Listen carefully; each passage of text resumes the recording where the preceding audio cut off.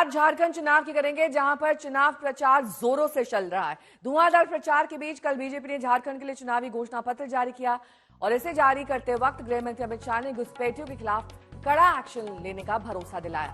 उन्होंने कहा कि बीजेपी माटी, बेटी और रोटी की सुरक्षा करेगी। साथ ही अमित शाह ने झारखंड में यूसीसी लागू करने का ऐलान करने के साथ जेएमएम को निशाने पर लिया।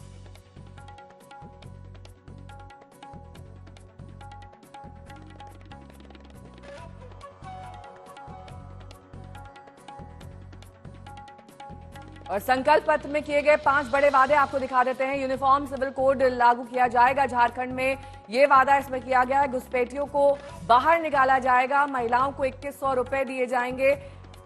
चौथा बड़ा वादा आपको बता दें जो इस संकल्प पत्र में, वो है बेरोजगारों को भत्ता दिया जाएगा और साथ ही आदिवासियों की जमीन को बचाया जाएगा।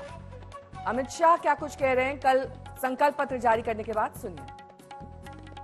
हेमंत सोरेन की सरकार के समय में झारखंड का आदिवासी सुरक्षित नहीं रहा है।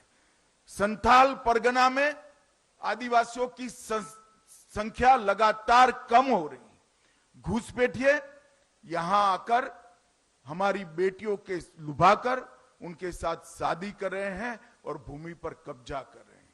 ये समस्या अगर समय रहते रोकी नहीं जाती तो ना झारखंड की संस्कृति बचेगी, ना झारखंड की रोजगारी बचेगी, ना झारखंड की भूमि बचेगी, ना बेटियां भी सुरक्षित होगी। इसलिए भारतीय जनता पार्टी माटी, रोटी और बेटी को सुरक्षित करने का एक नारा लेकर आगे बढ़ गई। आज मैं एक अपप्रचार हेमंत सोरेन एंड कंपनी के द्वारा किया जा रहा है कि यूसीसी आएगा तो आदिवासियों के सांस्कृतिक अधिकार और उनके कानून समाप्त हो जाएंगे। हेमंत बाबू, झारखंड में यूसीसी जरूर आएगा। हमारी सरकार झारखंड में यूसीसी लाएगी, मगर यूसीसी से आदिवासियों को पूर्णतया हम बाहर रखेंगे। कोई आदिवासी के अधिकार और कानून को यूसीसी से हम नहीं छेड़ेंगे। बीजेपी का संकल्प पत्र जारी करते हुए गृह मंत्री अमित शाह ने झारखंड में घुसपैठियों का मुद्दा उठाया, तो वहीं सीएम हेमंत सोरेन को पलटवार करते देर नहीं लगी। इसके बाद उन्होंने सोशल मीडिया पर यह लिखा कि बांग्लादेश के साथ भाजपा ने सेटिंग कर रखी है। पहले उनके पूर्व प्रधानमंत्री को देश में शरण देता है और आरोप झारखंड पर लगाता है। झारखंड की बिजली बांग्लादेश को जाती है, झारखंड को धुआं मिलता है और आरोप भी झारखंड पर लगाते हैं। ये खुद बोलते हैं कि बांग्लादेशी घुसपैठी इनके राज्य से होते हैं और आरोप झारखंड पर लगाते हैं। बेरूपिया लोग हैं भाजपा वाले।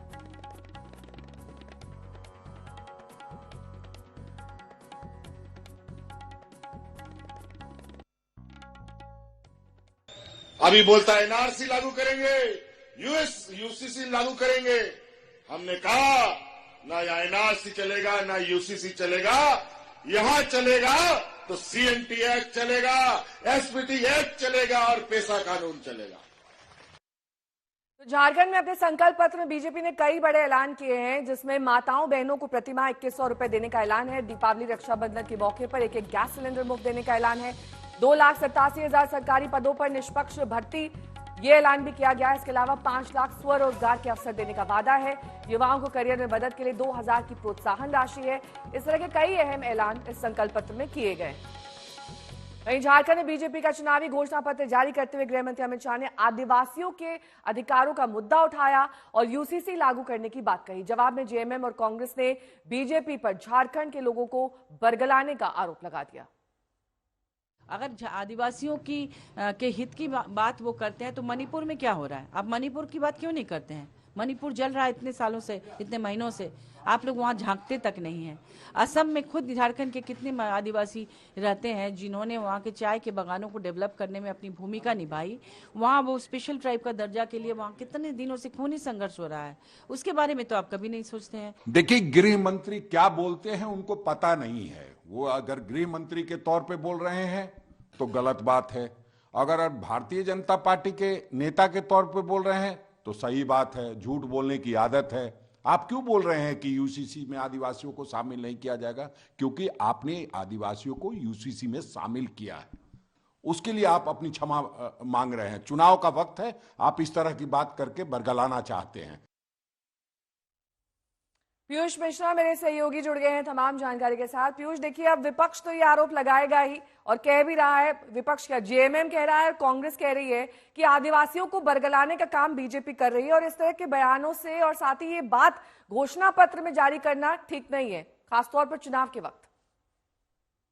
जी बिल्कुल नेहा, आरोप प्रत्यारोप तो लगातार जारी, क्योंकि चुनाव होने हैं झारखंड में। लेकिन एक चीज जो है वो बीजेपी ने क्लियर कर दी है कि यूसीसी अगर लागू होता भी है तो उसमें ट्राइबल्स उसके हिस्सा नहीं होंगे, उस ट्राइबल्स उससे अछूते रहेंगे। और ये बात तो कोई नई नहीं है, इससे पहले भी बीजेपी इस बात पर जोर डालती रही है कि यूसीसी पूरे देश में इंप्लीमेंट जब भी होगा तो उसमें जो ट्राइबल कम्युनिटी है उनको किस तरह का कोई उससे असर नहीं होने वाला। हालांकि इसके साथ साथ और भी कई वादे अपने चुनावी घोषणा पत्र में कल बीजेपी ने किए, जैसे बेरोजगारी भत्ता देना हो, महिलाओं को मासिक राशि देनी हो, साथ ही साथ जो लैंड जिहाद है उसको लेकर बड़ा आरोप जो है वो गृहमंत्री अमित शाह ने लगाया है जेएमएम की सरकार पर कि जो इन्फिल्ट्रेटर्स हैं उनको लगातार झारखंड की सरकार जो है वो आने दे रही है और इस वजह से लैंड जिहाद लगातार बढ़ता जा रहा है। और एक बात और उन्होंने कही कि बीजेपी की सरकार आती है, कानून ऐसा लाया जाएगा जिससे कि इन सब चीजों से छुटकारा मिल सके। अब देखना होगा कि राजनीति इस पूरे मुद्दे पर किस तरह से आगे शेप लेती है। ठीक है, बहुत बहुत शुक्रिया इस तमाम जानकारी के लिए आपका।